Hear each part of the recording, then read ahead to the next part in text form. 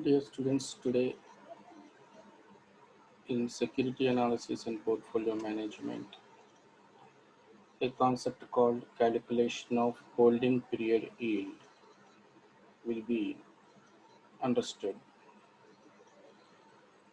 So you can see a numerical question asking us to calculate holding period yield for each of the 5 years.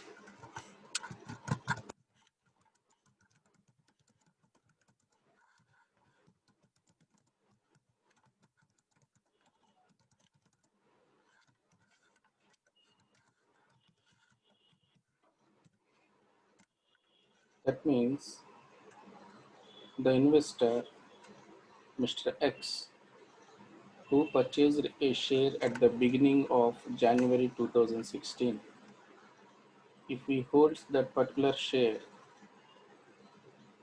up to the end of the year 2016, at that time the price of the share is 55, and he also received a dividend of 5 rupees during the year. So what is the holding period yield by the end of 2016? When we are discussing the theoretical concept, we have considered the formula for calculating holding period yield, which is ending period value minus beginning period value. Symbolically, the ending period value is written as P0, ending period is P1, beginning is P0, price at the end minus price at the beginning, plus dividend during the year. This will be divided by beginning period price.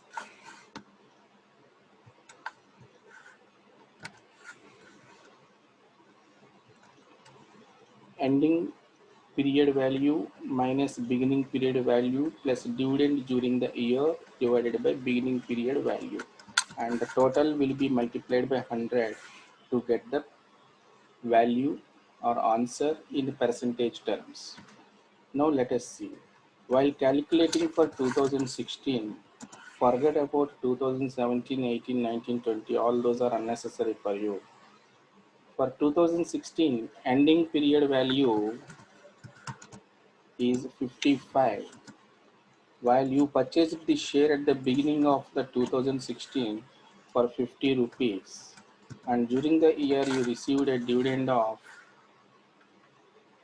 5 rupees, and 50 is the beginning period value. That means here we have a capital gain of 5 rupees, that is ending period value is 55, but we purchased it for 50 only. That means there is increase in the asset value by 5 rupees. Apart from that, the revenue profit in the form of dividend is also received by you.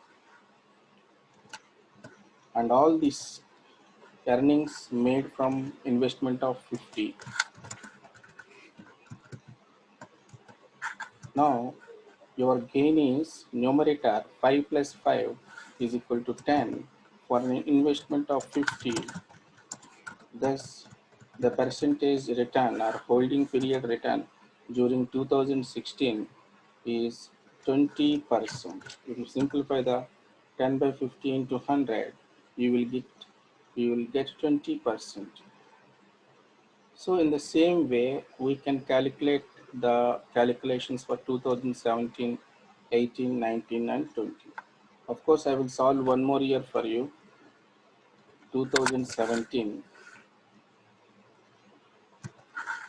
Now, just think a while, what is the ending period value for 2017? You can locate it in the question itself. 2017 ending value is 50 rupees.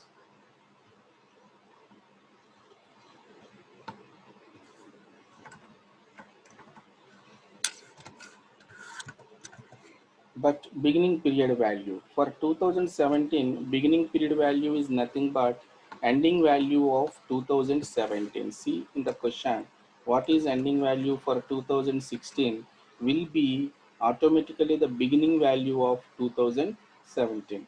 31st December 2016 value 55 will be the 1st January value on 2017.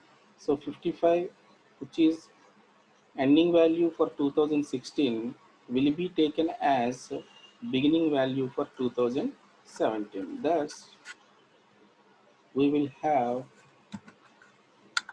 55 as a beginning value plus dividend received during the year. If you see the dividend received for 2017, the value is given as 3.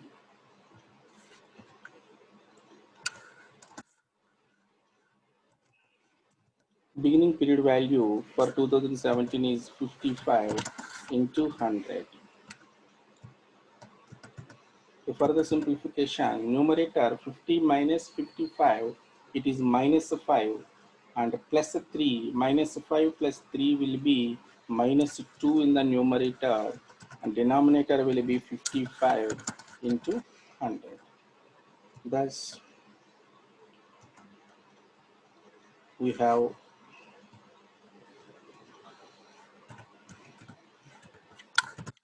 you can use your calculator to simplify this one.